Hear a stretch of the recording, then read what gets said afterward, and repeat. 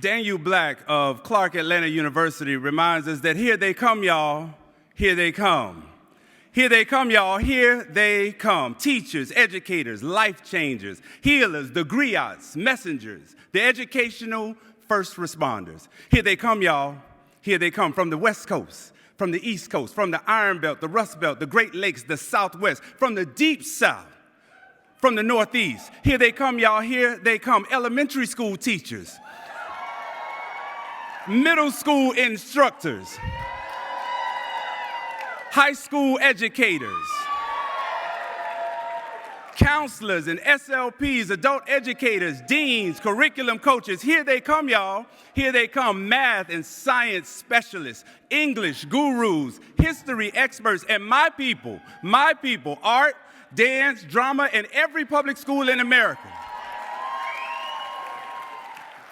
Every public school in America should be like Oprah. You get a music teacher, and you get a music teacher, and you get a music teacher.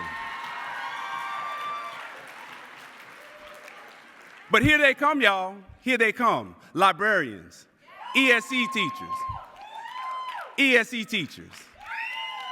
ESOL teachers, tech ed teachers and athletic coaches, advanced placement teachers. Here they come, y'all. Here they come. Majority women and a few good men who believe they can change the world. They can cut the mental light switch on.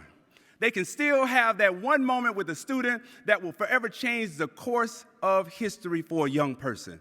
But here they come, y'all. Here they come. They're union leaders, executive board members, building reps, rank and file members, veterans and rookies, all to be reminded that the cavalry is not coming because we're already here.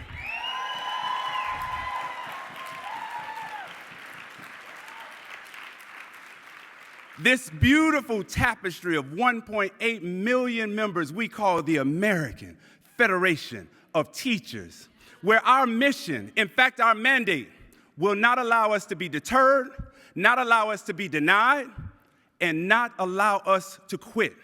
And that, coupled with our resilience, would not allow us to fail in this relentless pursuit for a better public education system, a better body politic, and in fact, a better life for all who care deeply about the students that we serve. As a union, our job is to comfort the disturbed and to disturb the comfortable.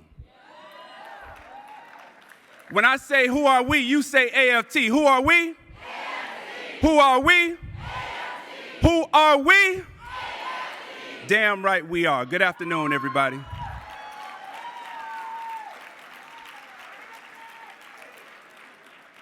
If you've ever wondered what you would do during the civil rights movement of the 1960s, then wonder no more. Because your time, my friends, your time is right now. The baton is in your hands. How far will you run? Will you stand for something? Will you teach our young people and then fight for them in the same breath? There is a bully in Washington, D.C. And in my hood, when you had a bully, the first thing I did was run and go get my big brother. Or in some cases, it might have been your big sister.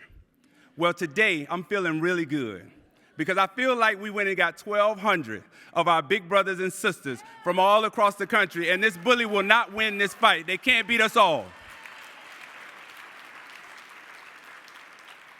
So let me remind you that elections matter. Elections matter. And you might ask yourself, Ingram, why talk so much about politics? Why involve us in what's going on in Washington or any state capital policies for that matter? Well, let me remind you of this. We didn't go looking for politics. Politics came looking for us. And we don't have all the power that we want, but we know how to use all the power we have. And so never forget, never, ever forget that our strongest superpower is outrageous, contagious, courageous, and downright good teaching and learning in the classroom for every child in every zip code. When that synergy is created, when the light comes on, when the eyes open a little wider, when that frown turns into a smile, when they come back and say, hey, teach, you were right.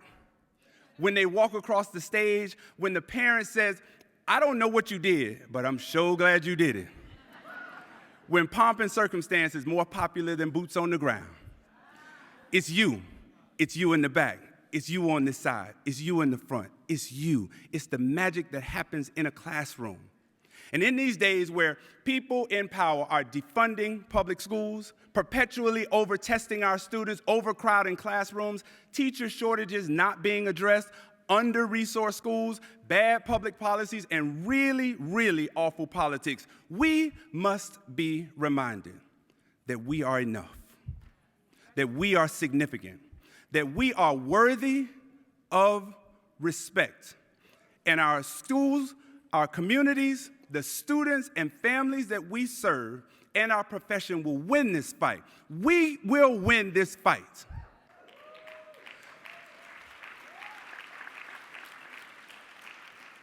The AFT must be a union from policy to pedagogy to the pavement, always moving forward, always asking ourselves, what's next? In one of his last interviews, while playing and doing an interview, the great one, Wayne Gretzky, he was asked, how do you score so many goals? What happens in your mind? And he said, I don't skate where the puck is. I skate where the puck is going to be. There has to be some vision of where we go next. That vision is not for today, but it's for tomorrow. Teaching is a tomorrow act. Teaching is not a transactional partnership where you can just defund the Department of Education. It's a long-term proposition for human power and dignity and for human advancement and for human progress. Teaching and leading is a revolutionary act. That is what we do every day. And revolution, my friends, isn't simply the turning over of leadership, it's the turning over of real power. And so as we are climbing the rough side of the mountain, I'm asking each one of you to recommit, to redefine, to refocus, and renew your commitment to educational excellence. But remember this, and this is going to be key because it puts our students first. When you get back to school in the fall, our students will possibly have dealt with their mom, their dad, their grandmother, an aunt or uncle, a brother or a sister who has been disappeared, who has been kidnapped from this country, from the federal government. Our students may have a mom or dad who, or both, who were long-term employees for the federal government and have faced unemployment for the first time in their lives. Our students may have a mom or dad or themselves who have rightfully been receiving benefits from the federal government and no longer receives that assistance. You may have a student that has been the victim of racism or anti-Semitism or Asian hate or Muslim fear-mongering or put down because they are poor, because our world is saying if we disagree, then we are enemies. And as teachers, we know that not to be true.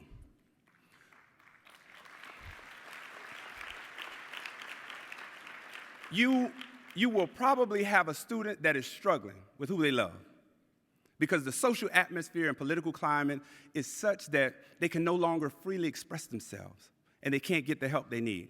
You may even encounter a student who is desperate, who is in desperate need of a school's after-school program because mom works a little late, and the only recourse is for that student is to sit on the steps of their mom's home 3 hours after school, wait until she gets off because the funds have been cut for an after-school program.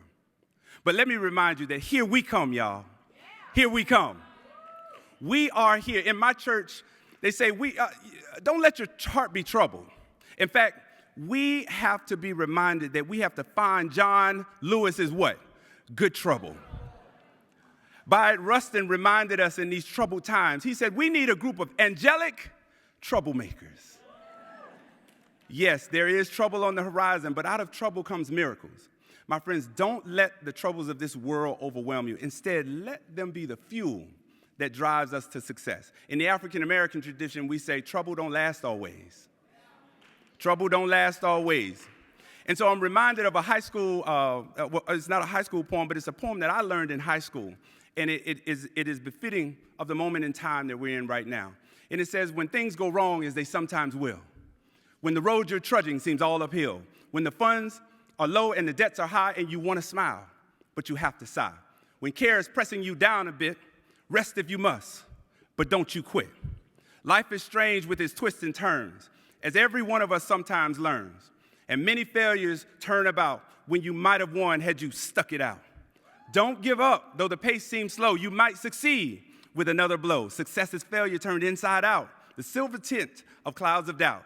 You can never tell how close you are. It may be near when it seems so far. So my friends at AFT, stick to the fight when the hardest is hit. It's when things get worse that you mustn't quit. Are you ready for the fight, AFT? Are you ready to stand up, AFT? Are you ready to go get them, AFT? Do we love our students, AFT? Do we love each other, AFT? Do we love our communities, AFT? Do we love the families that we represent, AFT? Then stand up with me and make sure that your voice is counted all over this country, all over in every community for what we do and what we serve. These are our students. These are our schools. This is our profession. I want you to know that it is possible. We can win, and you all go and fight and win. Thank you all so much.